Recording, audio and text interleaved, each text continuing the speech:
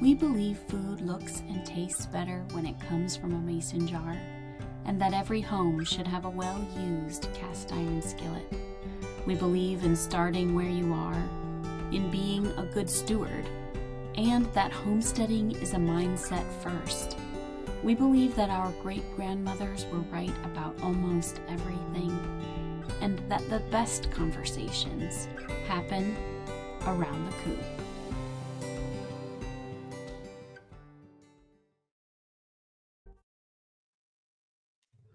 All right. So good morning, everyone, or good afternoon, I guess, depending on where you are joining us from. I am actually on Vancouver Island. So it is 11 a.m. here. And we've got guests coming in from Ohio today. And I know that we have actually thousands of you who have already signed up from all over the country and actually all over the world. We were just discussing it behind the scenes, all of the different places that we are seeing people come in from. So welcome to everybody. So excited to have you here today for the inaugural episode of The Coop. So this is something new that we are doing here at Homestead Living. It's sort of like kind of a bonus behind the scenes chance to connect with some of the amazing contributors and people that we feature every month in Homestead Living magazine. So if we haven't met before, you don't know who I am. My name is Anna Sakawsky, and I am the editor-in-chief of Homestead Living magazine. And I am honored to have the privilege of curating some of the best homesteading content out there and expert advice for our readers each month, and showcasing some incredible homesteaders and people from all over the continent who are experts in their field, and who are really at the forefront of the modern homesteading movement. So today I am excited to introduce our first ever guests on the Coop, Shawn and Beth Dougherty, authors of the Independent Farmstead and the One Cow Revolution blog. But before we get into our live interview and Q&A session, so everybody will have a chance to submit some questions for them as well. Before we get into that, I just want to take a moment to thank our sponsor today. So the Coop is brought to you by the Homestead documentary. This is your ticket to modern homesteading inspiration with 20 episodes across 2 incredible seasons. You'll meet 50 real-life homesteaders who are turning their dreams into reality. From growing your own food to raising livestock and starting profitable homestead businesses, this series covers it all. You can instantly binge seasons 1 and 2 right now for just $59 and take the next step on your homesteading journey today. You can head over to homesteaddocumentary.com to sign up. Again, that is homesteaddocumentary.com. All right, so let's get into it. So for anyone who is just joining in, again, today's guests are Shawn and Beth Dougherty, authors of Independent Farmstead and the One Cow Revolution blog. So Shawn and Beth have been homesteading and farming together since the 1980s and have been on their current property in Eastern Ohio for the past 20 years. Their small family farm consists of 24 acres of land that was once designated by the state as unsuitable for agriculture. But despite this seemingly insurmountable challenge, Shawn and Beth have managed to turn their land into a thriving homestead where they successfully raise dairy and beef cows, sheep, farm-fed hogs, and a variety of poultry, as well as their garden where they produce food year-round with minimal outside inputs, which is really interesting. So today we're going to be chatting all about how they've managed to thrive on this neglected piece of land and how you can do the same. So welcome, Shawn and Beth. Thank you, Anna. It's good to be here. Fun to be here. Perfect. All right. So we're going to get into it. We'll start with kind of a live interview format, and we'll take some questions from the audience as they come in. So we'll get right into it. So can you just start off by giving us a bit of like a 50,000-foot view of what your journey has looked like as homesteaders? I know it sounds like a loaded question, right? But just kind of bird's eye view of what your journey has looked like, how you came to be homesteaders in the first place, and how you came to be on the property that you're on today. Well, we both grew up around farms and knew that we wanted to do that. And when we were in college, we met. And we were the 2 people who really wanted to homestead. I had to marry him. He was the only guy who would buy me a farm. So we ended up that way. And we ended up in Steubenville because I ended up with a job teaching theater at Franciscan University. and we looked for land, and we thought we'd found the perfect place, and it fell through. And so then somebody said, well, there's this piece of land, 17 acres for $11,000. And we thought, that's not where we're going. With a house, we knew what it looked like. We're like, okay, it's a dump with a cardboard box in the middle. Like, that's the house. And the house was in bad shape. It was terrible. But it had more or less a good foundation. It had electricity. So we thought, okay, let's do it. And we knew that we were just aiming at getting this, flipping it, and then getting a real farm.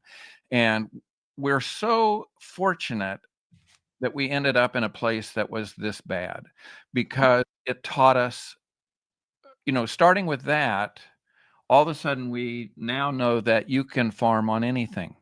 So it's been a really great educational experience for us. And we highly recommend not trying to chase the perfect farm, but finding a piece of land that needs you. It's where you want to be, right? And that you can beg, steal, or borrow, right? You don't need a place that looks like a farm, especially because it's a little bit like buying a house that's just been remodeled. You may be buying a whole lot of remodeling you're going to want to get rid of.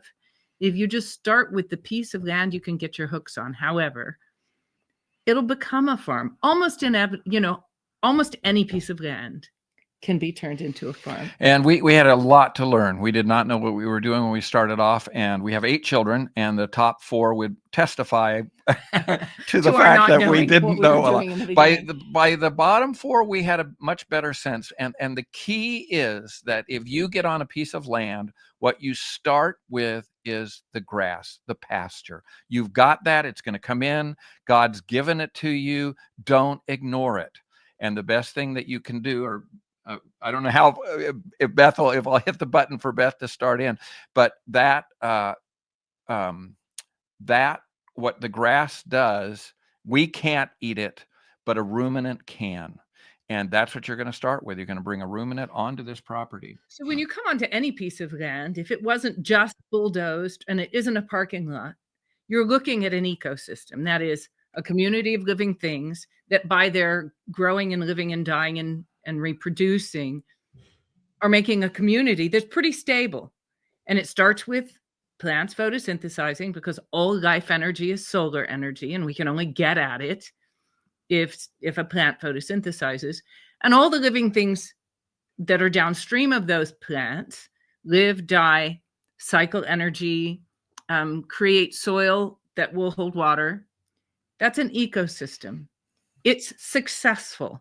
It's working. And the way you can tell is if you drive by the same vacant lot every day for 5 years, it's not going to change very much in that 5 years. It's successfully sort of settled into a groove that changes only slowly.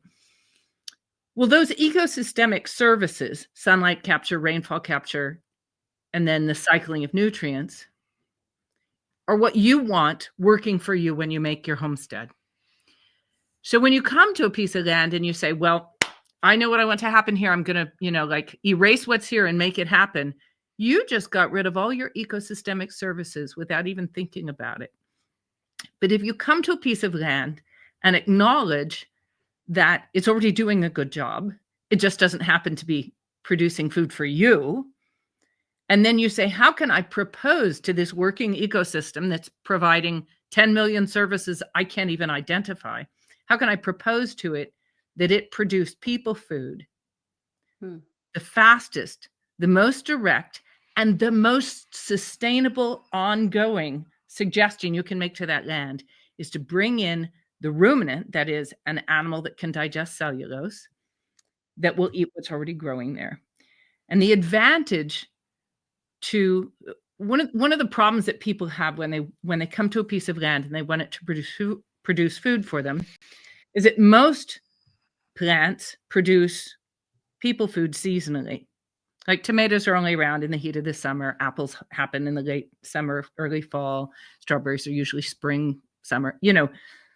These are all foods that, one, are sort of narrow band nutritionally, and 2, are only there some of the time.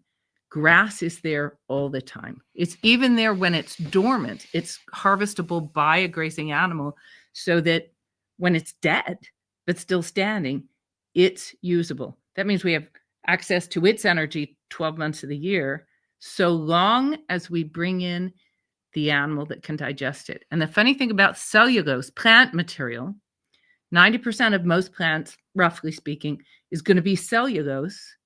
And it's a complex hydrocarbon, like a carbohydrate you eat, only you can't digest it. And in fact, almost nothing can digest cellulose except bacteria. So when you cut your grass and the clippings fall on the ground, they break down, partly because of the bacteria in the soil. When a cow digests grass, it's because she's hosting those bacteria in her first stomach, her rumen. Cows, sheep, goats, all the rumens, split-toed, four-chambered stomached animals that eat leaves and twigs, they can break down cellulose. That means they can give us access to that 90% of plant material, which is where all our energy has to come from, plant. Ruminants can give us access to that, not just in the form of meat if we eat the animal, but in the form of milk, which we can do daily and keep the animal alive to keep doing it for us, and in the form of manure, which, and here's to me, this is like the icing on the cake, the magic of the thing, is that ruminants, either behaving according to natural patterns in a very wild setting or managed by human beings to imitate that setting, ruminants actually build more energy into the soil than they take out of it. If you go grow a tomato, harvest the tomato and eat it, you'll get some energy, but the soil will be depleted by your tomato harvest unless you do some special things to put it back. But if you manage ruminants on grass in natural patterns, the grazing itself, the passage of the animal over the grass, harvesting it, trampling it, etc., actually builds more energy into the soil than the animal took out. And what Beth has been talking about is matching the animal to your pasture. Right. And that's a really simple thing. I mean, if it's briary, if it's woody, you bring in a goat. And if it's forages, if it's grass, then you bring in cow or sheep, and you let them. And now it's very important that you're rotating these animals.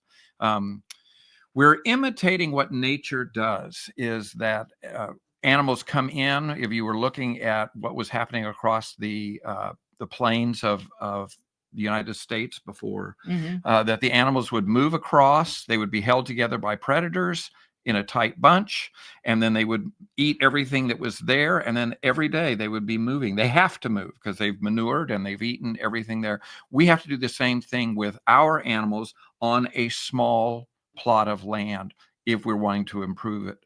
What we started with, the things that we didn't know, where we just turned the animal loose, just like what happens with most conventional Actually, in the grazing. very beginning, we were just lucky. That's true. We came to a really wasted piece of ground, and it was mostly briars.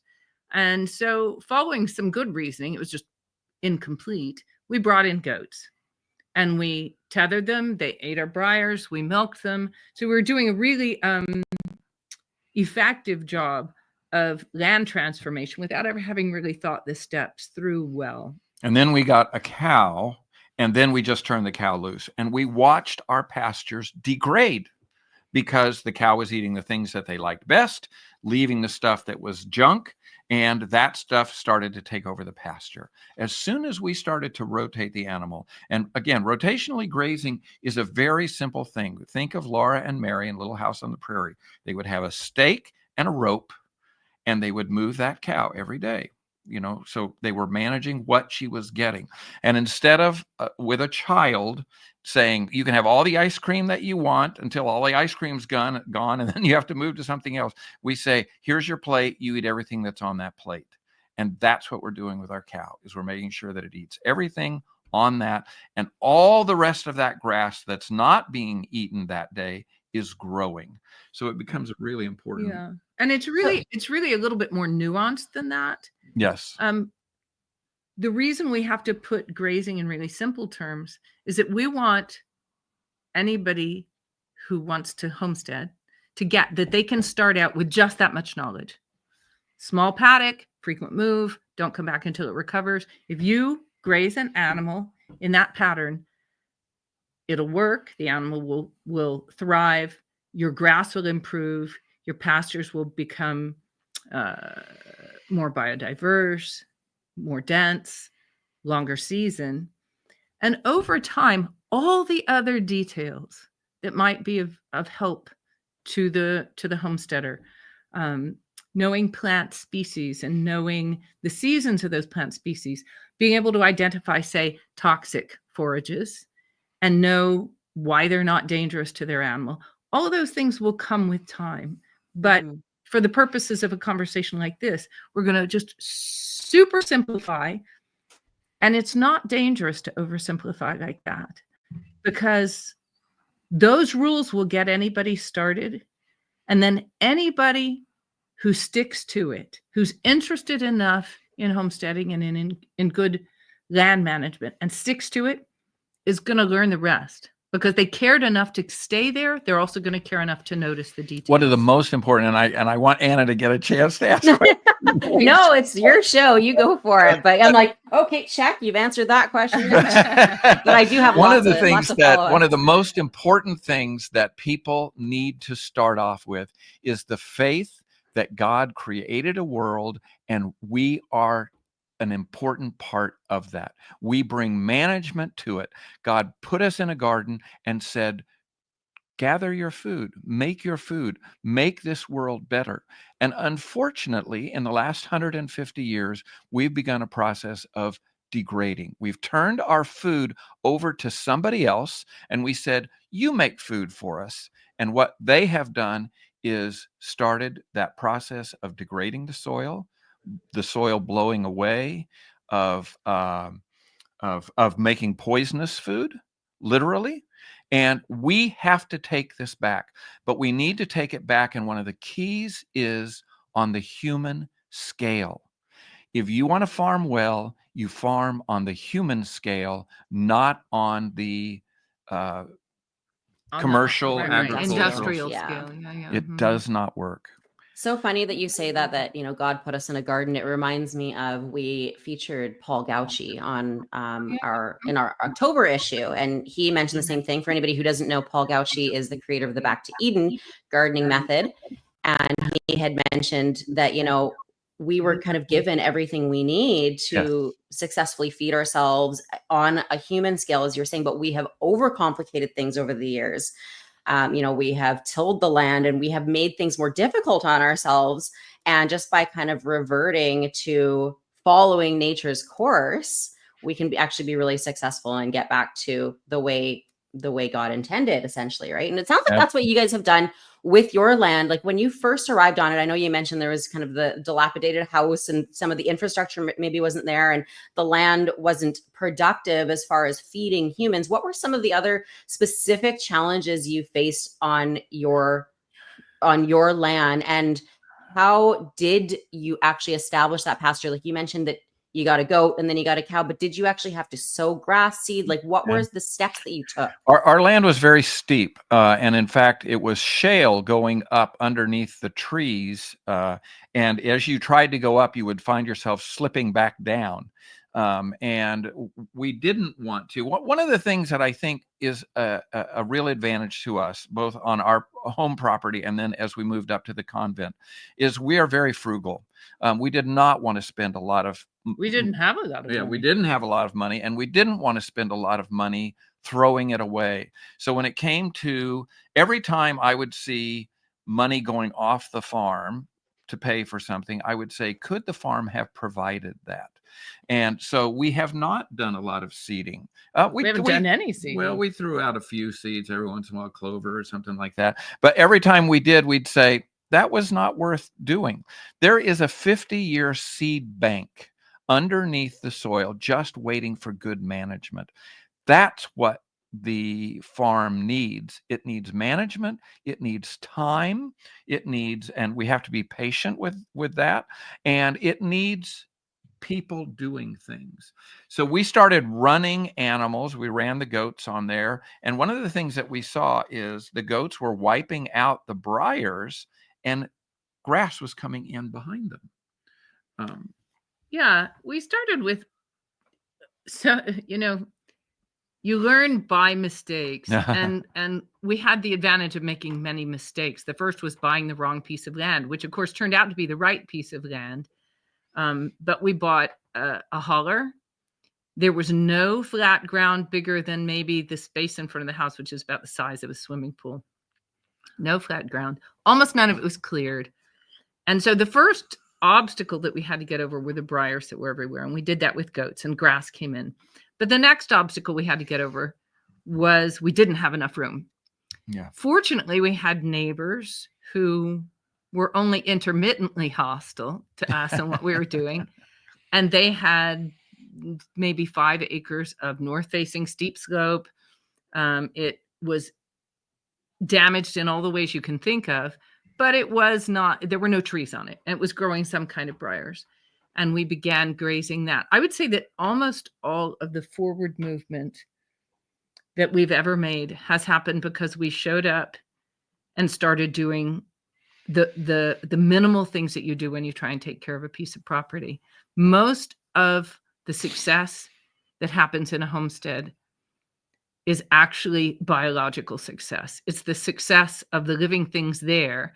And this takes us back to Paul Gauci and that question of what is our role on the planet. You will more often than not these days encounter the steadfast conviction that human beings have a negative effect on the planet, right. That's inherent. Well, we certainly have had a lot of negative effect in the last, 200 years or so, but it's not inherent. And in fact, all you have to do is dial back to some place where people have been for a long time, China, France, anywhere in Europe, parts of Africa. And you'll see that people stayed there and were able to grow their food and make their living there for thousands of years, which would imply that any degradation that was supposed to have been happening either wasn't there or was recognized in time and accounted for, fixed. And that's what I think we need to recognize that we as homesteaders can do on a piece of land, is we come in and facilitate the things that are living there. And Shawn talks about the difference between bulldozing and nudging. When you come onto a piece of land and you say, I know that what I want is a barn right here and a water system that goes like this and fences here, and I'm going to run Dutch belted cattle because I think they're cute. We don't leave room for the land to respond to that very much. But when we come to a piece of land and we make gentle suggestions like, I'm only going to use temporary fence and temporary water systems right now, and I'm going to look at what's growing and suggest that goats are the correct animal, so I'll bring on goats. I won't bring on too many. I'll manage them in a light footprint and see what happens. Then we get a chance to do what human beings are here to do, which is to put our hand forth to the natural, to the pulse of non-human life, and slow down. In nature, populations tend to go on a boom and bust cycle. When we were kids, Arctic snowshoe hares and Arctic foxes were the example, right? Where the more grass there is, the more hares there are, the more foxes eating the hares, until at some point you have too many bunnies for the grass, and they eat themselves out of a diet. They eat it all. The bunnies die, the foxes die. You have a crash population, which gives the grass time to recover. And that works okay as ecology when people aren't there, but is very uncomfortable if the people are there and wanted to eat some part of that. What people can do is use their minds and their creativity to put out a hand and slow down the boom and bust cycle. In fact, we can really eliminate an awful lot of it. This past fall would be a great example for us because our part of Ohio is just completed year 4 of what is now a historic drought. It's the worst drought in the history of Ohio, in the recorded history of Ohio. And so we came to the end of the summer having gotten very little rain, and what we got wasn't all effective. Even if you're doing good job managing your grass, if you get 6 inches of rain in a very short period of time, a lot of it is going to run off, especially in the hills. And so we knew that we didn't have as much grass as we would normally have going into the winter. And what did we do? Well, we could have kept all our cows, and then say March, we run out of grass and we're in big trouble, right? if you can't feed them, they're going to die. But instead, what we did was harvested 4 and put them in various freezers. Our kids, our rental farm is a convent, so the sisters got a steer, and that reduced the pressure on our grass. And that's an image. It's a model for what a lot of homesteading is, which is to make observations about available energy, available nutrients, and reduce or increase parts of the system so that the whole thing stays harmonious. One of the things that when we talk to homesteaders, they have an image in their mind, as Beth said, of this is how I want to homestead. And the way that they do that is, okay, well, then I could just go to the feed store. I want a whole bunch of chickens. I go to the feed store and I'll do that. But what if you said, how much food can my farm provide? And I said, I'm going to live within that circle or that. Yeah. People who are used to going to the grocery store and getting things from far away and things out of season, I think are a little shocked to realize what homesteaders' absolutely delicious and nutrient dense diet looks like, because we really do eat seasonally. Mm-hmm. So if I want tomatoes in December, they've got to be canned because we don't have any fresh tomatoes. But it's a wonderful thing. We eat better than anybody else that I know. We eat really well. We have fabulous food, but we eat from the farm. And occasionally we'll buy in some oranges for Christmas or something like that. Them to go in Christmas stockings. But generally not. I mean, we really say, what is it that the farm's providing, and how can we live with that? Not in any kind of a. It's not ascetic, right? It's not abstemious. It's not. We're not being frugal to the point of. But partly it's because, and I think this is something that parents need to take seriously. The food system, the commercial agricultural system, is poisoning your children.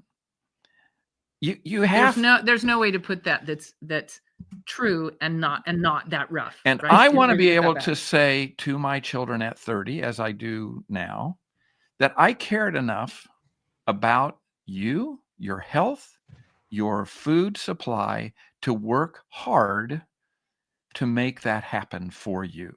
I don't want my children at 30 to say, didn't you? What were you feeding me Cheerios for? Did you know they were full of glyphosate? Right. And I think that we as parents should be doing that. We should not be turning this challenge, not a challenge, but this thing that God told us to do. Feed yourself, provide for your food. And we've said, well, he didn't say provide for your food until McDonald's comes along or until something comes along and is going to provide it for you. That was what our Genesis chapter 1, till the earth and subdue it, or however you want to translate that. And I do think it's interesting to note for all the Christians listening that there's not a point later in the Bible where he changes that, where he says, oh, by the way, you only really were responsible for the earth. Until you could turn until the Industrial Revolution came and made everything better, right? That's exactly. That's and, right. And that's a really challenging and countercultural position to take, because every one of us inherited through before we were old enough to think about it, a whole lot of cultural ways where we do buy everything we need. We do focus on how do I make money so that I can go buy what I need. And one of the driving forces behind the homesteading movement today is the realization, sort of like a spiritual awakening across the country or even around the world, having to do with our actual responsibility for meeting our own needs, for taking care of the land in our keeping, so that 3 generations down the line, they can still be doing it. That's right. I used to read stuff like that, and I think, I don't know who they're blaming, but this is totally not my fault. Like, I was born into this. Don't blame it on me. And I think that's a good attitude to fend off unnecessary guilt, but it's not a good attitude to to justify going on doing it. As No, Shawn No, says, responsibility. we're too far down this road. The food is too toxic. Our kids are too sick.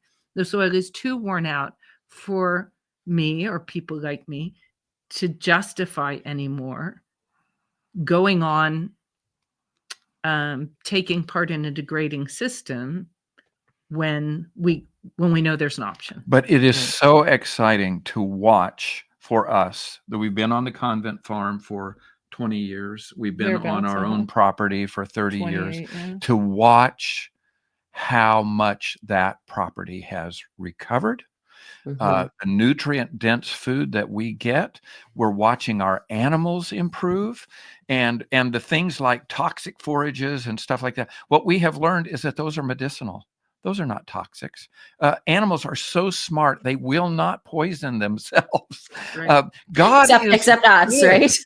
Yes, right. Yes. Isn't that fascinating that Right. animals have instincts that lead them as a species, as you know, as a group of species, to healthier habits. Mhm. And somehow or other, we've managed to lead ourselves into unhealthier habits. But Mhm. I think you're right that the Industrial Revolution has a lot to do with that. That Yeah. as we mastered the power of the lever, the power of the internal combustion engine, we've temporarily sort of forgotten what the real important things are. You know, I think it's interesting. I think we've almost been convinced by smart marketing that this is the way forward. But really, I think a lot of us innately know that that's not the healthy thing, right? That's why I think, anyway, so many people are coming back to this now. So many people are feeling dissatisfied, or feeling anxious, or feeling like there's got to be something more. You know, our health is suffering more than it ever has. Like, we know this deep down, just Right. like other animals do, that we are not being led to what's best for us. Right. But it's kind of all these fancy, you know, really brainwashing techniques that has convinced us that this is the right way to live. But I think deep down we know it. And I do think that this is what, like I say, has brought so many people into the modern homesteading movement in recent years, and why we're seeing such a surge in people that are interested in this today. I think people are hoping that somehow there's going to be a tweak of the agricultural system that's going to somehow, it's going to get better. Robert Kennedy is going to get in there and somehow he's going to solve these things. I'm very excited about what's happening with the Trump cabinet. But they are not going to solve the problem. I mean, Joel Salatin just went on this wonderful rant in his little lunatic farmer thing, where he said, don't send me all these ideas about how the government is going to solve the problem. The government is not going to solve the problem. Corporations are not going to solve the problem. None of those things. It is going to be on the individual level. If you want to feed your people well, Mhm. you have to do it yourself. And the thing that we love and that we are not seeing, I think there are other people that are beginning to say this and see this, but we really feel like we were kind of on the forefront of this, that you can do this. And it starts with the ruminant, with the dairy cow, and everything else falls into place. Right. We really believe that God has a pattern for farming that we can all pick up. And when people say to us, oh, you know, you're lucky because you're so rich that you can afford to do this. This is not expensive. We eat for practically free. And in Because case anybody thinks it was a money thing, like, okay, so a college professor in a little Catholic school with 8 kids is not loaded ever. Right? So this was all done under circumstances that would have qualified us for some kind of oh yes, assistance program, right? absolutely. Yeah. We never got the assistance program, but this was all done on a shoestring. I think Anna was really putting her finger on. This is our daughter, Anna. No, this. Oh, is, this I'm Anna. talking Oh, about I'm Oh, sorry. this Anna. Okay, I'm sorry. a minute ago when you were talking about this internal sense that things aren't right and that we should do things differently, Yes, and yeah. that we're called back to the land.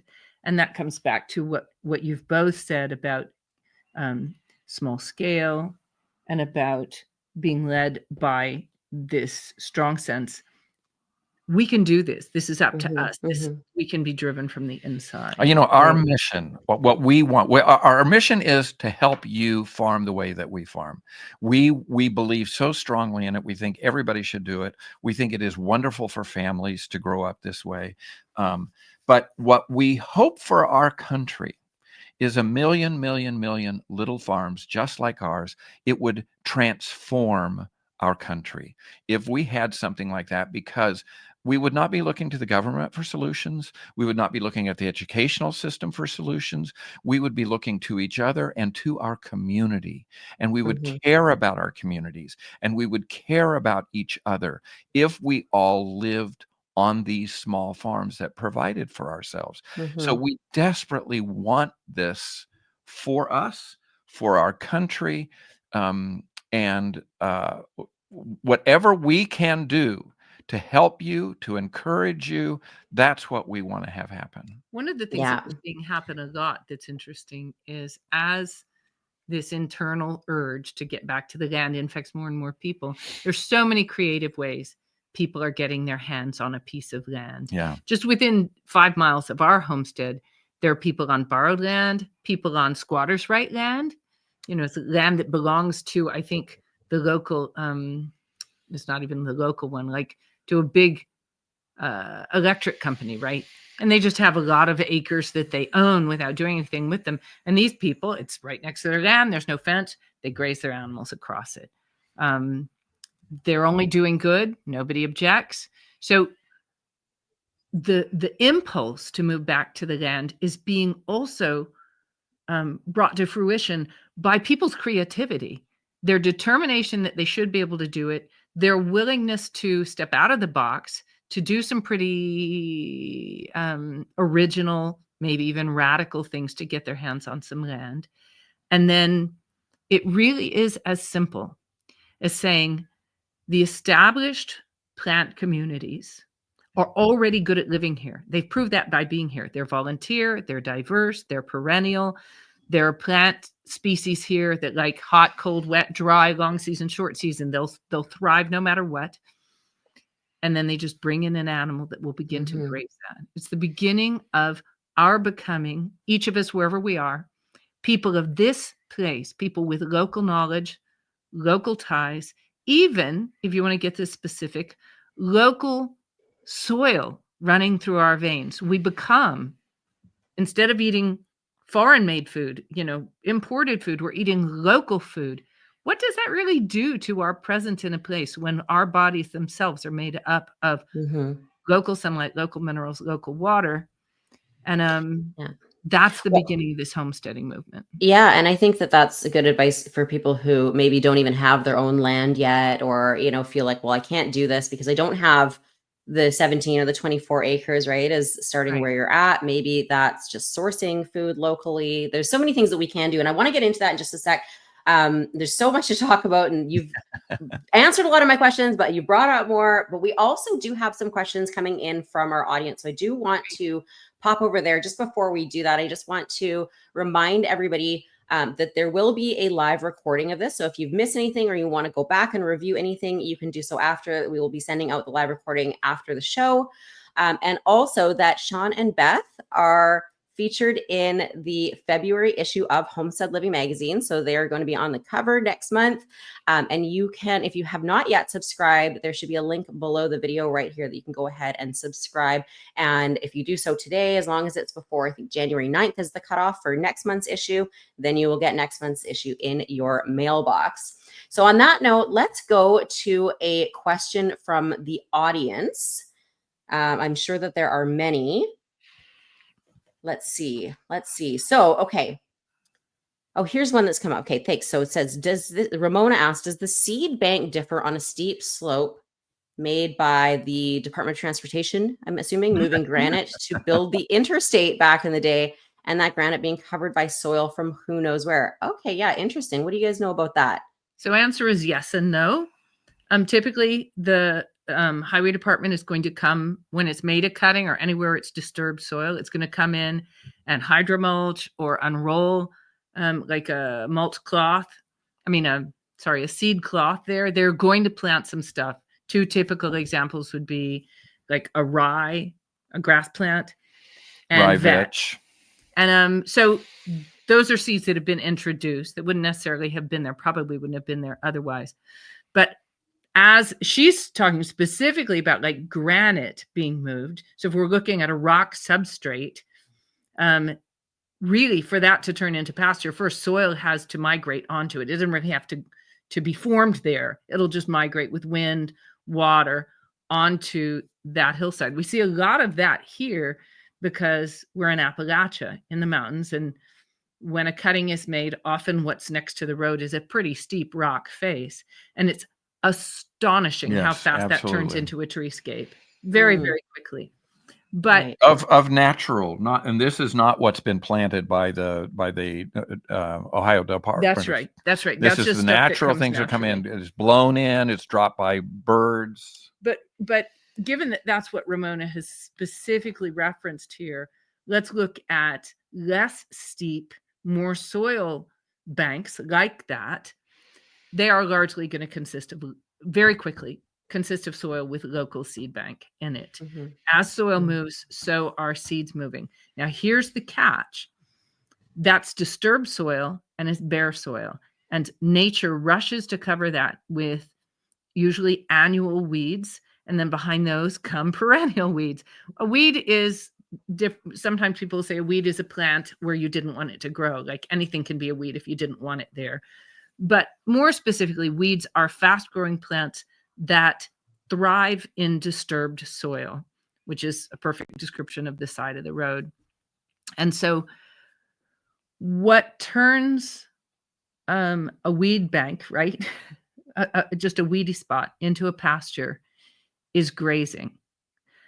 If you think about it, a pasture is a pasture because animals graze it. And grazing animals exist because there are grasslands for them to graze.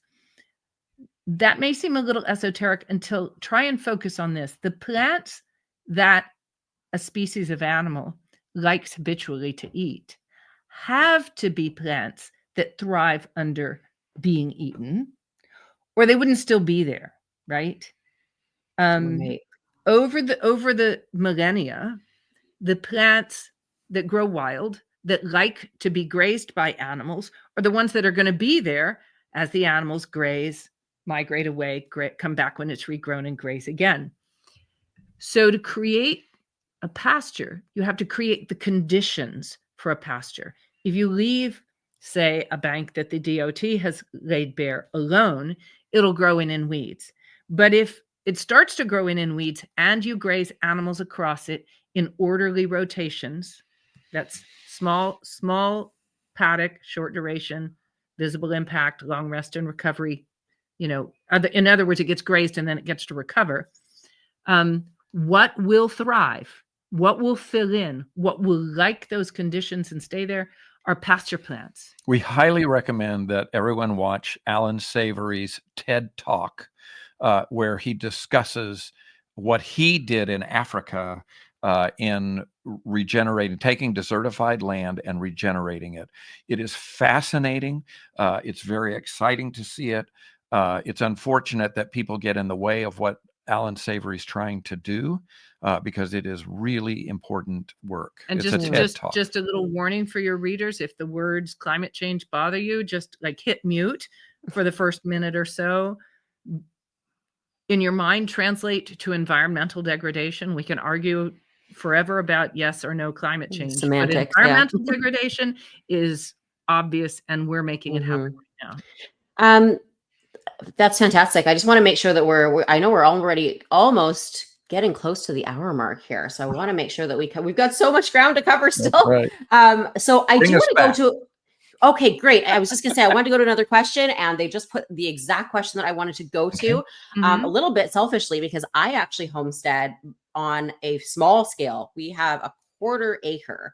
So we're doing an incredible amount on that 1/4 acre. But when we're talking about grazing and pastures and everything, it's like, seems like, well, that's completely out of reach for this scale. So Julie had this same question. She says, for much smaller scale, so 1/2 an acre or less, or I'd even say 1 acre or less, would you recommend rabbits and chickens for livestock options? Like, you're always saying start with ruminants.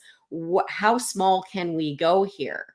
One of the things that Beth and I talk about is if we were stuck in a city, we would get a cow and we would hide it in the garage and we would feed it hay all the time. And literally, there are places in Europe where they do this. They do not have land, so they are constantly buying in hay. What you would discover is you would get all of the wonderful benefits of having an animal, a ruminant, a lactating ruminant, that would be feeding you. The great thing about the cow is it feeds you, it feeds the pigs, it feeds the chickens, it feeds everything on the farm, and you would also have the best garden in the world because of all the waste that cow would have. So where that applies, you. like on your quarter acre, your half acre, is the statement that it has long been traditional for city dwellers, not in our country in the last 120 years, but in our country 100 years ago, it was not uncommon to see a city kept cow. It was kept on a very small space, and its manure was managed, and its feed was brought in low, cheap, low quality nutrients in the form of grass or hay, turned into high quality, nutrient dense food and manure to make your gardens grow well. Now, to go back to the rabbits and chickens, they are a great option for a backyard farm. They are going to do something different. What a cow or a ruminant does is she actually turns cellulose into proteins, fats, and sugars. And she's going to do it on a daily basis. If she's a dairy cow, she's going to, if she's a dairy animal, she's going to turn in protein and fat in her meat and you can eat her. But if you want a daily source of proteins, fats, and sugars, you're going to milk this ruminant. What chickens and rabbits can do really well isn't primarily going to be the conversion of cellulose. Rabbits better than chickens, but they're going to be great assists toward the utilization of your low quality nutrients, that is your cellulose, into soil fertility. You'll get some protein too, for sure. Chickens are going to have to be supplemented. Rabbits are almost always going to have to be supplemented. They're not just going to live on your path, on your grass, on your yard, but they are also very good converters of low quality nutrients into protein in the form of meat or eggs and into fertility for the soil. So they're a good place to start. But we would encourage people to check out our book. We have another book coming out in November from Chelsea Green Publishing that's going to be specifically on the cow. And we will be looking at some of the very small scale settings for the cow. Right. Because I was going to say that's a great thought to have a cow in your backyard, even on a small plot of land. But of course, it's not feasible for a lot of people simply, if nothing else, the laws around that too, right? Yeah. One of the things we do say is there's probably 5 acres very close to you or a few acres close to you that are not being used at all. Right. That's certainly what we did with the convent. They were not using their property well. They were having it mowed, once a year or twice a year. And then we approached them. And what needs to happen is all of those abandoned pieces of property, we contact that owner and we say, would you mind if I started running a cow on it or something? We need to be thinking out of the box and not just saying, I only have a quarter of an acre. That's all I can do. And it's a great community builder too. Absolutely. Keep a cow on your neighbor's field. Yeah, no kidding. And what about here you go. Here's another question. What about predators? How do you deal with predators? So Stephanie says we have bears, coyotes, and hawks. More specifically, what's the timing? Where Stephanie is livestock guardian dogs. Do you guys have livestock guardian dogs? Not specifically. We have a great farm dog, and he is in fact our LGD too. Yeah. So can we address this? Let's start with the LGDs. Little white puppies that turn into big white dogs are darling. And so it's really easy for a beginning homesteader to go, I want chickens. Let's go out and buy a puppy. Let's leave the puppy. Let's not buy it yet. If you don't have the livestock, then that puppy's going to turn into a pet, not into an LGD. You have to have the livestock first to train the puppy. 2, you probably don't need it. We're talking to small scale people right now. Small scale is usually close to the house, which is usually more or less predator, not proof, but predator safe. It is so easy to jump straight to the cute part of homesteading and get in at the wrong end. A livestock guardian dog is always going to be a dog food eater because their job isn't to hunt for their own food as our farm dog does. who keeps he keeps our rodent population down, and he feeds himself, and we don't buy food for him. But an LGD, its job is to be with the animals it's protecting, and you're always going to be buying dog food. So timing for introducing LGDs: 1, you want to have the animals. 2, you want to know that your scale, both the amount of land you're covering and the number of animals you have, actually requires that dog. They are wonderful animals when they really have work to do, but they should be somewhere down the line in most operations. Predators: bears, coyotes, and hawks. All of which are in around Minnesota. us. Let's put her in northern Minnesota. Although we've got them all. We've got We'll put her in bears, coyotes, Appalachia. and hawks all around us. And the coyotes do almost never come close to us. Now, it could be partly because the cows help keep them away. But it's largely scale. Yep. If your homestead is small enough, is not too extended, too long and skinny with parts of it way far away, and you have a farm dog who's leaving his scent around, and you have a mix of livestock. So you have poultry, but you also have cows that are near that, and maybe a pony that's in the area, and people who are providing the kind of care for that homestead the real homesteading requires, which means I'm there every day. I'm probably there twice a day. I'm walking past those spaces all the time. You're leaving scent marks everywhere you go. And unless everything around you is very built up, in which case you probably don't have bears, coyotes on your property. If your place is well patrolled by people and the farm dog, coyotes and bears are going to tend to go somewhere else. People, I think, stress about predators long before they see one. We have bears around us.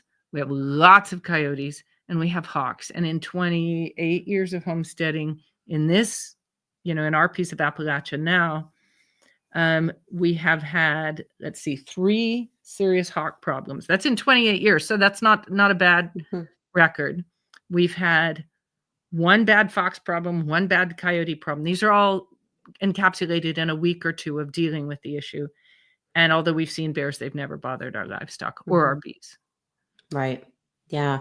And what sort of infrastructure then do you guys have? I know that there was a question that came in about fencing, like sloped land, and how do you deal with that? And is that something that you established first, or did you just get animals on the land and kind of let them free range and get that pasture going first, and then build the infrastructure? Or what did that One look of the like? things that we have to be careful of is that if you start talking to experts about fencing and stuff like that, they are going to tell you, oh, you have to have 6 strands of high tensile wire. And in some sense, that might not be bad. We've never been able to afford that, so we've never had that. We do have a mostly closed perimeter fence. Yeah, read like 1 or 2 strands of hot wire. That's our perimeter. Right. Now it is not closed because the sisters have to be able to drive in and out on a driveway. So at any time, our animals can walk straight off of our farm if they get out of their convent. paddock fence. That's right. They have an internal fences that are temporary. So we are taking for granted that anybody keeping livestock in the way of 4-legged ruminants, grazing animals, is going to practice holistic grazing.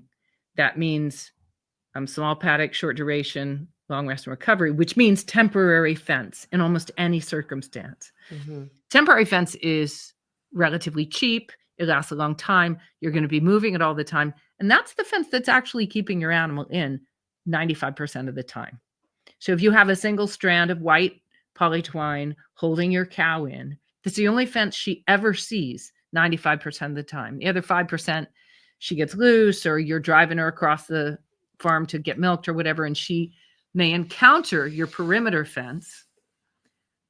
But because she's only going to see it that seldom, she's very seldom going to have any reason to challenge that fence. So it doesn't have to be that durable. Like, I love the idea of having Fort Knox around my homestead, like impenetrable fences. But if I really had them, 1, when I needed a gate net fence, it probably wouldn't be in the right place. 2, when a tree fell on it, I'd have a really big fence to fix instead of 1 or 2 strands of galvanized wire that I can cut and splice. So your perimeter fence, the thing I want people to understand most of all is that because in a holistic grazing system, your four-legged livestock are very seldom actually going to be in contact with that perimeter fence. They're almost always inside a portable electric fence. That fence need not have the durability and the impenetrability that it would need to have if that's what your livestock were touching all the time. If they could get at it at any time, check it out for holes, lean on the posts and rub them down, it'd have to be durable then. But because they're not actually in contact with it, it is mostly a visual suggestion to the animal, like, hey, wouldn't you rather go somewhere else because there's a fence right here? They're also on grass that they like being moved to new grass every day. So there isn't if they were on the same place and degrading their conventional grass, they would be constantly looking at better grass somewhere else. But they are on good grass given to them every day, new good grass. They are not discontent animals. We could go into the fence question for a long time. Yeah, I'm sure we could. And I know we're getting kind of close to the hour. So I do want to wrap up soon. I just wanted to touch a little bit, just go back to this. I know we've talked a lot about this, but about kind of your tying in, first of all, the idea of frugality, because I think that there is a misconception among a lot of people nowadays that homesteading has to cost a lot of money, at least to get started. But traditionally, homesteading was a way of life for people because they couldn't afford to purchase food, purchase what they needed all the time. So they produced it at home. On that same note, the way that you have approached homesteading is really from a closed loop system mindset. Right. So you talked about this kind of conversion of grass into energy through, running ruminants on your land, having them convert the cellulose into protein and then into manure and all the other sources they provide. Yeah. What can you, I guess, just give me an overview of what that closed loop system looks like beyond that? Because you guys have other animals as well. Like, how are you feeding your chickens and your hogs and all of the other things that you're doing on your homestead as closed loop as possible? So for anybody who doesn't know what that means, kind of meaning that we're not needing to bring in external inputs. So going and purchasing fertilizer from the start, going and purchasing grain and feed. Right. How does that all work together in the bigger picture for you guys? Well, it's the grass, and putting the ruminant on grass. And you can either have your ruminant can be a one-time harvest. So I'm going to butcher my animal, or I can have a twice daily harvest of the best food that there is. And that's milk. And so we started with goats. We didn't particularly care so much for goat milk, and they didn't give so much. Then we moved to the dairy cow, and that has been what we call the jet fuel for the whole farm. So the amount of milk that a good dairy cow, doesn't have to be an exceptional dairy cow, and we're talking about the smaller breeds, Jerseys, all grass-fed, Dexters, and all grass-fed. And I think that's one of the really important things to start off with, is that we have a cow that does not need anything but grass. We don't buy in grain for it. That's how God made them. He didn't provide grain for them. Cow's genius, or ruminants' genius, is that they can convert cellulose into proteins and fats. They don't require concentrated carbohydrates and proteins in the form of grain. And we often look back to the monastic world, to the medieval world. They were a dairy-based system where the people ate cheese, they drank milk. That was primarily a great source for their food. And then they would raise certain things in the garden, and that's the other thing that is a very important part of it, is that we are gardening with the thought that we are trying to provide food for all year round. So we will literally grow 1.5 tons of potatoes. Not that hard to do. We use a couple of 2/10 of an acre to grow that many potatoes. We grow in the winter, we're eating vegetables we're eating greens all winter. So one principle, like in inputs-free homesteading, right, is that I'm not going to bring an animal to this farm until this farm has food for it. Thomas Shaw, who wrote back in the 1800s, he wrote a book called Feeding Farm Animals. And he says somewhere in there, no man would be such a fool as to buy pigs without having the means of feeding them. Now, he's writing prior to most industrialization, to Purina, right? There are no sacked feeds available. So he's making an obvious statement. We bring an animal onto the homestead when the homestead is producing food for it. But we do want to, we have certain species we like most people like to keep chickens and eggs. Many people like bacon. So your standard homestead triad, cow, pig, chicken, is a good place to start. If you look at the homestead as already producing ruminant food, it's already producing plants that a cow, sheep, or goat could eat. And you bring on that cow, sheep, or goat, and you begin milking her. What the milk does is it's perfectly available proteins and fats that are appropriate for calves, obviously, or kids or lambs, but also for humans, for dogs and cats, for pigs, for chickens. Now, when we grow food for, say you got chickens, you say, well, I'm gonna grow food for my chickens. I'd like to see that happen. And you plant some corn and some millet and some sorghum and some sunflowers. And you harvest them, and you start putting them in front of your chicken, and you're not sure whether you're feeding her right, and you're not sure if she's getting everything she needs. The primary plant foods are good at carbohydrates. What they're not great at is protein and fat. So if you fed, say, a chicken just corn, it would come up short in the protein department. Mm-hmm. How do you fix that? Well, it turns out in a world that bases its food on grass and therefore on dairy, there's always surplus dairy. Think about the world prior to refrigeration, which means prior to about 1910 or a little bit later on an American farm, right? Quite a bit later on American farm. There's no refrigeration, and everybody has grass, so everybody has dairy animals, and they're converting their grass into proteins, fats, and sugars. There's going to be much of the year, there's going to be far more than the human beings are going to consume. And the whole point, let's go to pigs for a second. The whole point of pigs is they eat what we eat, but they eat the lower grade calories that we don't want to eat, the parts and conditions we don't want to eat, like seeds, rinds, peels, cores, overripe, underripe, moldy. And they'll eat almost without limit. So when you want to produce food for your family, and you say, as Shawn said, we want 1.5 tons of potatoes. So we aim to produce a little bit more than that, because we don't know if we're going to get a good harvest or not. When you grow food for your family, always try to grow more than you need, just in case it doesn't do well. But what do you do with the more that you're mostly going to get? Because most years you are going to get a harvest bigger than you need.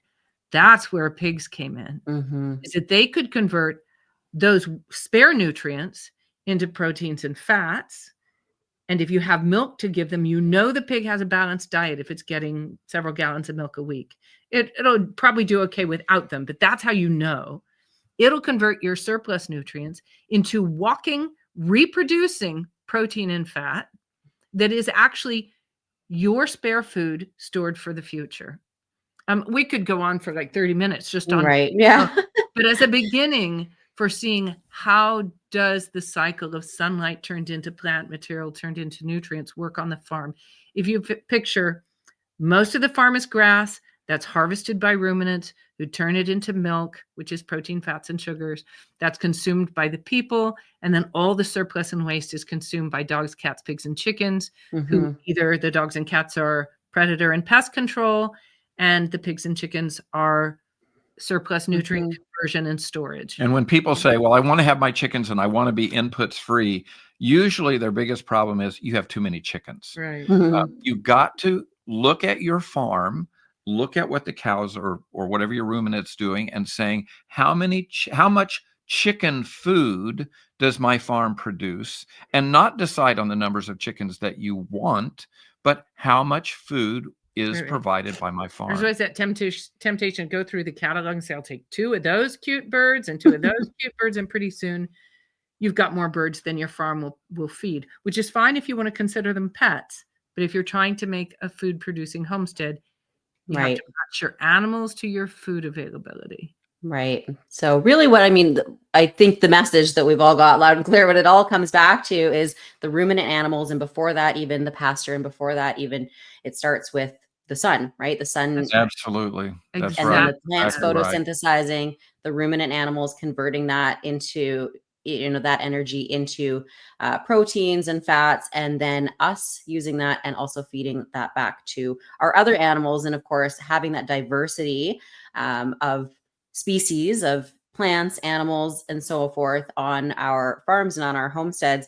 helps to kind of close those loops from all angles, right? Bringing in the pigs, then they can convert the excess and provide us with bacon, of course, which is amazing. And they can also do other things for our homestead. So yeah, I mean, this is fantastic. There's we could get so deep into this. I have so many more questions, and I know that our audience does too. We keep having more come in, but we are just over the hour mark now. So I will say to anybody who would like to learn more and read more about Shawn and Beth's story, I just want to reiterate that they are featured in the February issue of Homestead Living magazine, which of course will be coming out just in a few short weeks. If you have not subscribed yet, it is not too late to do so and to still get the February issue delivered to your mailbox. So you can click the link below the video and sign up now and get that in your mailbox next month. But I think that we are at time as far as I know right now.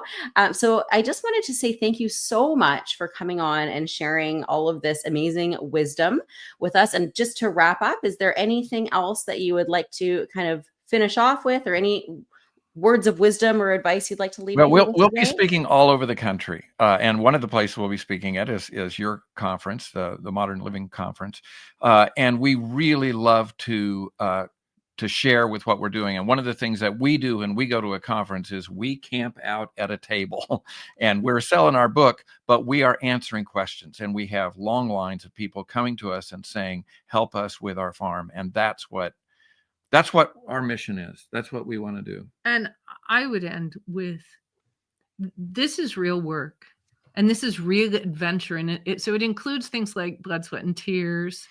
And I want to encourage everybody, when you hit, as you will hit, those moments of insecurity, I didn't grow up doing this. Can I really do this? Believe that the universe is orderly. Believe that it makes sense. Believe that it loves us and wants us to be here, that God made us for this place. And so you need to believe in that even more strongly than you believe in the dead animal at your feet. When you're looking at a dead chicken or a dead cow, right? You're standing over it and you're thinking, I'm a total failure. No, death is part of life. Death is part of nature. So are bad crops, so are good crops, so are a lot of things. But believe that if we follow that model of sunlight to animals that convert cellulose to the food and nutrients and fertility that come out of those animals, that our attention, just paying attention, will unlock for us the beauty and the plenty and the health that God intended us to have from the world in the beginning. God wants us to do this. And he wants us to thrive. Yeah. Oh, I love that. That is such a beautiful way to leave off. Well, thank you again so much for joining us, Shawn and Beth, and to everybody who tuned in from all over the world. Like I said, I know we had people coming in from all over the US, Canada, and other countries as well. So thank you so much. And we will be back with another episode of the Coop next month. So just one more time, if you're not subscribed to Homestead Living magazine yet, click that link below the video and get subscribed now, and you'll get the February issue with Shawn and Beth on the cover delivered to your mailbox in a few short weeks. So thank you so much to everybody today. And sign off and let you get back to your busy lives as homesteaders. Thank you all. Yeah, it's very fun. God bless y'all. All right.